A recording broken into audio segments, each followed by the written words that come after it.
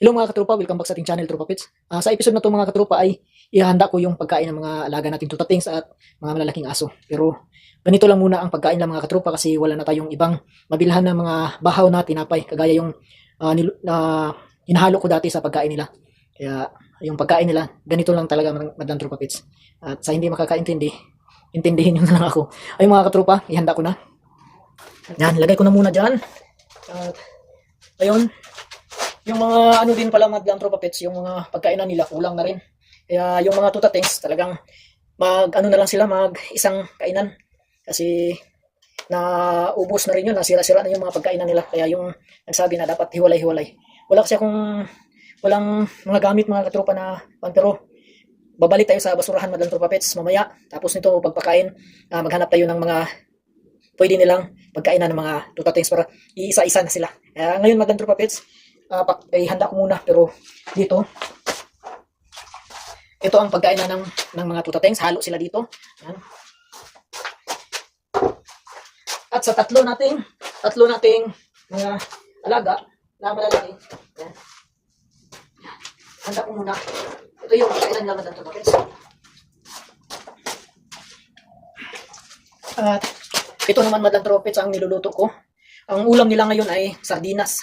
Yung binili ko na sardinas, ang sardinas may tatlong isda, yung sardinas. Kakainin ko ang isa, ang dalawa sa mga alaga natin. Si Panther, hindi kakain nito kasi ano yun, maarte. Sa mga aso lang to. Mamaya pagkakain ako madlang Tropa Pets, si Panther, sabay siya kakain sa akin. Kasi hindi yun kakain ng ganito, maarte kasi yun.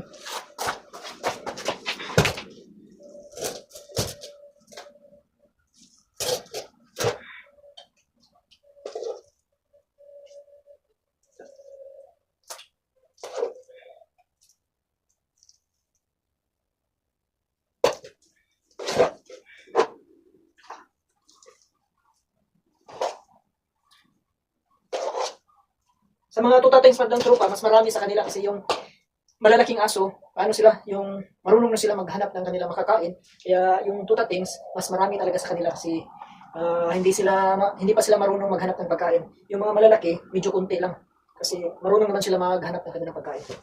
Yung tutatings lang muna, marami ngayon.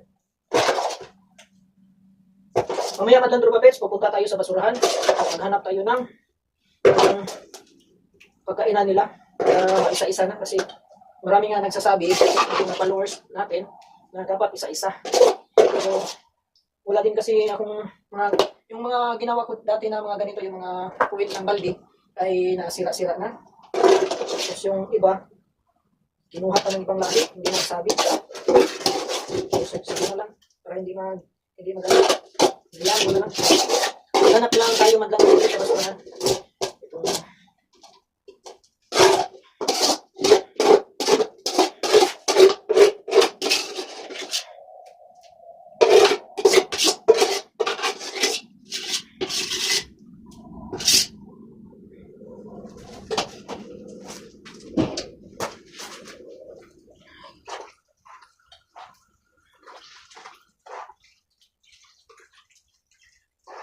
Mainit-init pa madlang Tropa Pets, paanohin muna natin. Walain yung init.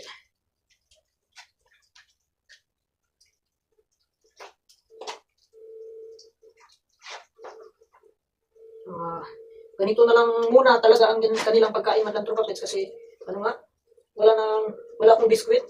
Yung dati na pinapakain, mas maganda sana yun kasi ano sila, yung busog nila, masulit-sulit sila kaysa ganito na pagkain na parang kanin lang. Mas kulang-kulang sila sa yung busog nila. Madali lang sila ng busog. Tapos itong tubig na nilagay ko madlang Tropa Pets, ng isda. Sabaw ng isda yung nilagyan ko rito ng tubig kasi sabaw ng isda to. Yan. Antayin na lang natin madlang Tropa Pets na lumamig-lamig bago natin ilagay kasi mainit-init pa. Mamaya na lang. Yan mga katropa, itong sa tutatings, salo-salo na sila madlang Tropa Pets. Ito naman sa mga malalaki, tag-iisa sila. Yung sa tutatings ay salo-salo sila kasi kulang nga tayo ng mga lagayan. At sa mga malalaki, mas kunti lang yung pagkain nila kasi marunong sila maghanap ng pagkain. At ayaw ko silang maging tamad na busog para para maghanap sila ng pagkain kasi ayaw ko magdepende sila sa akin na sa tao na may nagbibigay kaya kunti lang. Pasensya na muna sa hindi makakaintindi. Sa mga tutatings mas marami-rami kasi hindi nila yan maubos Madam Tropapets. Marami yan hanggang pero maubos nila hanggang kasi pagka umaga ubos na yan. Ubos na yan. Pero ngayon hindi pa nila yan maubos. Merong konti matira tapos paggabi sige sila kain-kain hanggang maubos. Pero itong sa mga malalaki kunti-kunti lang. Para yung sabaw naman, merong mga sabaw kasi naglaga ako ng isda tapos yung sabaw nilagay ko. Yan lang. Ganyan lang ang pagkain lang Madam Tropapets.